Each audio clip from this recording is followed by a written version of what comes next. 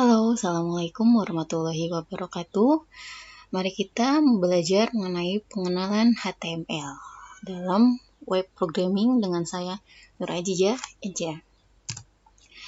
Nah, HTML itu apa sih?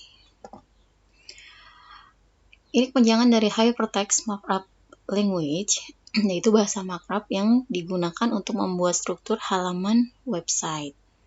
Nah, HTML ini terdiri dari kombinasi teks dan simbol yang disimpan dalam sebuah file. Jadi nanti skrip HTML itu ada simbol dan teks juga. Kemudian dengan adanya HTML, pengguna dapat membuat atau menyusun heading, paragraf, gambar, link, dan lainnya supaya dapat dilihat banyak orang melalui halaman website. Nah, HTML ini diakses via browser ya, bisa jadi Google Chrome, Mozilla, Internet Explorer, atau yang lainnya. Nah, fungsi HTML itu apa? Pertama, untuk membuat halaman website tentu ya. Kemudian menjadi pondasi website. Nah, ibarat bangunan, ini adalah pondasinya si HTML itu karena dia membangun strukturnya ya. Kemudian yang ketiga, menandai teks dan bagian pada halaman website. Nah, karena HTML itu nanti ada bagian header, ada bagian body atau badan untuk kontennya ya, seperti itu. Kemudian yang keempat, menampilkan multimedia di website. Nah, nanti kita juga bisa mendesain halaman website seperti apa melalui HTML. Yang kelima, mengarahkan pengguna ke halaman website lain. Nah, tersedia juga nih fitur link ya untuk mengarahkan ke halaman lain seperti itu. Nah, di dalam HTML itu ada tag yang adalah tanda awalan dan akhiran dalam perintah HTML ya, yang akan dibaca oleh web browser. Nah, tag ini dibuat menggunakan kurung siku. Kalau untuk tag awal kurung siku diapit dengan kurung siku, kemudian untuk penutup tag pakai slash ya, setelah tutup kurung siku buka. Kemudian ini ada tag-tag dasar yang sering dipakai ya. Ada ini pertama namanya tag HTML. Kemudian fungsinya ini memulai membuat halaman HTML yang mencakup semua konten elemen. Jadi elemen seluruh HTML terdapat pada tag HTML, kemudian ditutup dengan tag slash HTML. Jadi kurung siku buka slash HTML, kemudian kurung tutup siku seperti itu. Kemudian ada tag head. Nah, ini adalah mencakup tampilan deskripsi di hasil pencarian Google seperti style konten CSS dan lainnya. Jadi nanti kalian akan mau menyisipkan CSS itu ada di bagian header atau header ya. Kemudian ada title, ini untuk membuat judul website, nanti dia ada di atas URL tagnya. Kemudian ada body. Nah, di sini konten intinya ya atau mainnya. Jadi bagian website itu ada di dalam tag body. Kemudian ada tag H1, tag H2 sampai dengan tag H6 itu membuat bagian heading pada artikel. Jadi ini untuk menulis judul ya, kalau misalkan website judulnya sistem informasi akademik, nah di atas gitu. Nah, itu pakai heading. Jadi dari heading 1 itu paling besar, kemudian heading 2 lebih kecil sedikit sampai dengan H6 itu makin kecil seperti itu. Kemudian ada tag P itu untuk membuat paragraf. Nah, untuk yang terakhir nih tag tanda seru minus itu untuk membuat komentar. Jadi skrip ini tidak akan terbaca ya. Jadi itu hanya sebuah komentar aja. Begitu. Nah, ini adalah struktur dasar HTML. Nah, seperti yang saya bilang tadi, dia tag-nya itu berpasangan ya. Misalkan tag awal itu tag HTML, maka pasangannya adalah tag slash HTML. Nah, di dalam HTML, seluruh elemen script itu berada diapit oleh tag HTML ya. Nah, kemudian terdapat header, tag head, kemudian diapit dengan tag slash head. Di dalam head itu ada title. Kemudian di bawah head ada body, tag body. Seperti ini struktur dasarnya. Jadi nanti kita kebanyakan script itu di dalam tag body ya, antara tag body dengan slash body seperti itu. Nah, gimana nih caranya kita membuat web dengan tampilan seperti ini? Ini adalah web sederhana. Di atasnya itu ada header dengan tulisan halo. Kemudian ini ada paragraf perkenalan nama ya, nama, kemudian biodata lah seperti itu. Kemudian ada gambar. Kemudian ada tabel juga di sini. Kemudian ada pewarnaan seperti itu ya. Gimana cara membuat tampilan seperti ini? Nah, kita coba buka. Nah, sekarang kita akan memulai script dengan text editor. Kita buat file baru ya, untuk membuat tampilan web yang seperti tadi.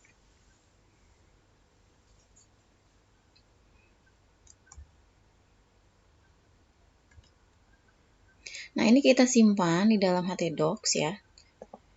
Di C, XAMPP, htdocs. Nah, di sini dibuat new folder bernama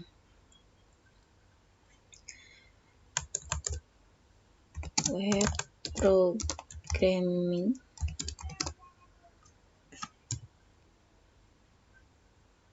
Kemudian simpan dengan nama perkenalan. Save as type-nya adalah HTML, karena ini script HTML ya. Nah, nanti akan berubah seperti ini. Pertama, kita harus buat struktur HTML-nya dulu. Kita ketik tag HTML. Nah, ini akan otomatis berpasangan ya dengan tag pembuka dan penutup. Di dalam tag HTML ada tag head. Di dalam tag head ada title. Kemudian di bawah tag head ada tag body. Nah, untuk title kita buat latihan HTML. Kemudian di dalam body tadi ada heading ya, tulisan halo sebagai judulnya ya.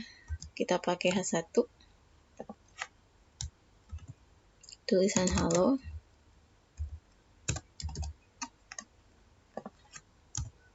Nah, kemudian ada tag P, ini untuk paragraf ya. Misalkan, halo, nama saya Robert, mahasiswa semester 2,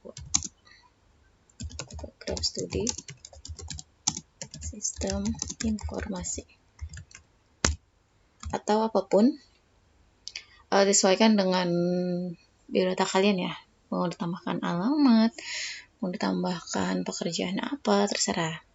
Nah, ini contohnya seperti ini ya. Untuk paragraf ini ada nama, kemudian sebagai mahasiswa sistem informasi. Nah, di bawahnya kan tadi setelah perkenalan diri ada foto ya. Kemudian kita siapkan dulu fotonya. Simpan di dalam htdocs ini. Kita ke htdocs ya. Kemudian cari web programming. Nah, di sini harus sertakan fotonya. Biar kita gampang nanti untuk nulis skripnya. Ya, kita cari satu gambar dulu nih. Misalkan saya punya gambar ini ya. Simpan di folder web programming yang tadi kita buat dengan nama foto, tipe ekstensinya adalah JPG. Nah, kita lanjut. Nah, di sini kita taruh script untuk menampilkan foto, IMG atau image ya. Kemudian source ini adalah source atau sumber ya, sumber fotonya itu dari mana. Nah, image source tadi namanya adalah foto.jpg. Kemudian simpan. Ini kita akan coba mulai ya. Kalau seperti ini nanti hasilnya seperti apa? Kita coba buka.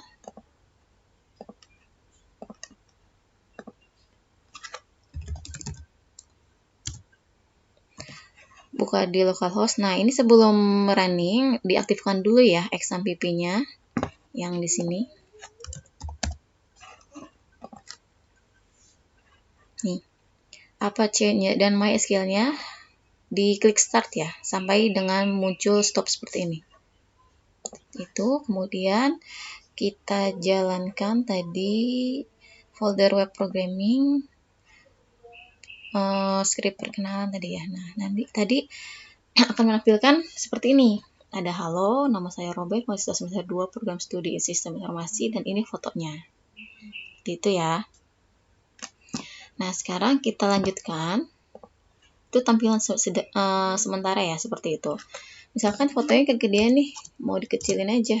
Kita tambahin weight-nya misalkan 500 mungkin ya. Kita coba. Kemudian height-nya 500. Kita coba refresh. Masih gedean. Berarti 300 saja. 300 kali 300. Nah, ini lumayan ya. Pas. Nah, selanjutnya tadi pendidikan ada 4 baris 3 kolom. Berisi SD, SMP, SMA. Nih, untuk kolom kedua titik 2, untuk titik 2 ya. Kemudian untuk baris pertama ini adalah 3 kolom yang digabungkan menjadi satu. Jadi kita mulai. Pertama adalah untuk membuat tabel, kita buat tag table.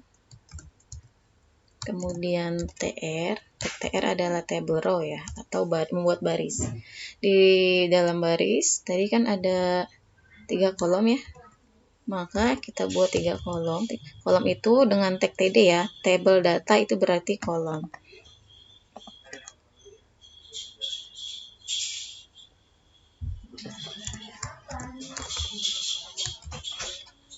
Ini kolom kedua, ini kolom ketiga. Tadi yang ini pertama SD, titik 2, nama SD-nya. Nah, sebegitupun seterusnya ya. Kita lanjutkan.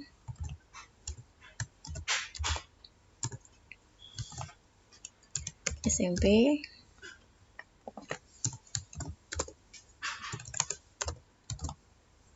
Titik 2.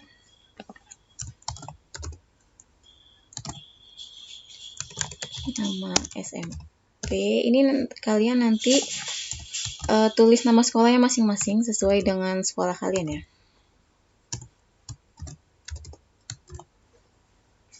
SMA.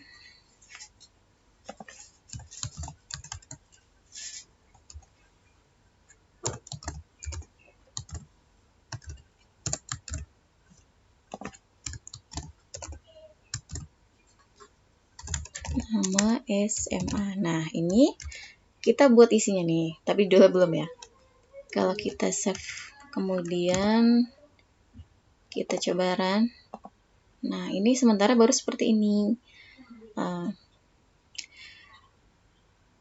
kita kasih garis dulu nih, garis tabel. Caranya ada di tabel, di tag table.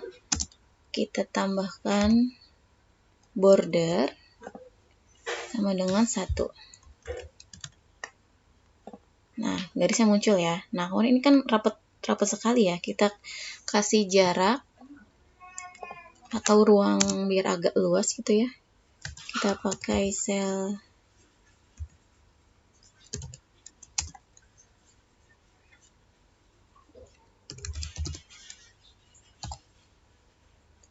padding 3 misalkan. Nah, ini kan lebih luas ya ruangnya. Atau kita mau tambahkan misalkan 10. Nah, lumayan. Nah, ini kan baru isinya, tapi judulnya belum. Nah, kita tambahkan berarti di sebelum SD, baris SD. Di sini ada, kita tambahkan baris baru. Di dalamnya adalah 3 kolom dijadikan 1. Berarti kita buat TD dengan namanya riwayat pendidikan. Nah, cara menggabungkan menjadi satunya, di dalam tag TD atau table row ini kita tuliskan call span. Nah, ini untuk istilahnya di merger ya. 3, berarti 3 table data atau 3 kolom dijadikan satu. Kita lihat hasilnya. Nah, ini. Kemudian ini masih di kiri kita tambahkan line atau rata-ratanya ya. Center, jadi dia nanti agak rata tengah. Nah, seperti ini. Nah, ini belum diwarna-warnai nih. Gimana untuk ngewarnainya? Seperti itu ya. Tadi kan untuk riwayat pendidikan dia berwarna ya. Berarti kita di sini. Atau tadi untuk background ini ada warnanya. Berarti di dalam body ya, karena ini keseluruhannya di dalam sini adalah di dalam tag body. Berarti di dalam body kita panggil style nih. Kita mau kasih background color. Nah, dikasihnya warna apa nih? Misalkan saya mau kasih warna biru. Kita simpan dulu yuk, kemudian di refresh. Nah, ini akan muncul warnanya nih. Selanjutnya untuk riwayat pendidikan nih, tadi kan sini berwarna ya, agak kecoklatan, berarti ada di baris pertama di sini. Kita panggil style, kemudian BG color, kita pakai brown, tadi warnanya agak coklat, di refresh. Nah, ini riwayat pendidikan seperti ini. Nah, kalau misalkan ini hurufnya mau diganti nih, jangan kayak gini aja di paragraf ini ya. Boleh nih di tag P tambahkan style.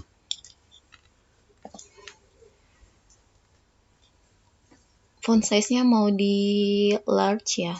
Kita larger. Kemudian misalkan mau ditambahin lagi nih. Tadi klikin aja ya, Ctrl spasi, nanti akan muncul nih pilihan ini, font family. Jadi style fontnya saya mau ganti. Misalkan mau pakai yang ini ya, Lucida Sans. Nanti apakah berubah? Nah, ini berubah nih. Atau mau dikasih warna, bisa